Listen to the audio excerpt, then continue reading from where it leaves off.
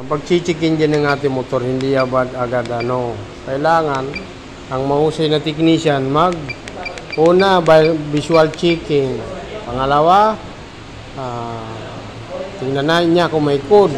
Pwede naman ito sa manual, namamanual to eh.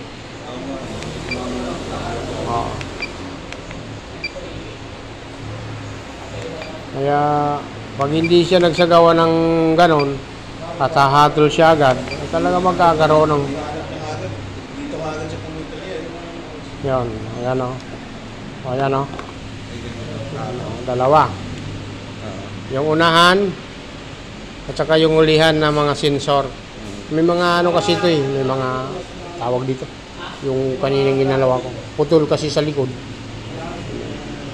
So, reset natin. Tapos, test drive. Kung mayroon pa rin code, kasi rescan uli.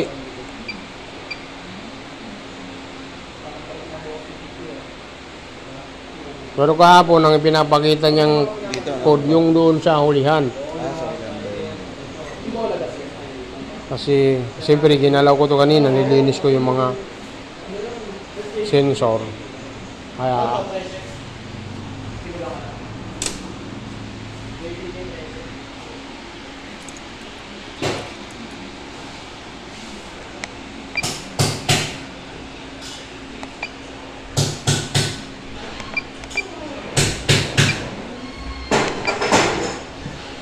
yan, wala naman na sir. Ang gawin po nyo, road test nyo ulit. Kagaya kahapon ng ginawa ninyo. Tapos, okay naman na to, namamatay ng kanyang EBS. At wala na. Pag tumakbo agad, di ka tulad kahapon nung road test ako, matagal siya mawala. Ito, konting ano lang, wawala na. Ganun yung normal eh. Dapat talaga ganun. Okay. So, ganun ang gagawin natin.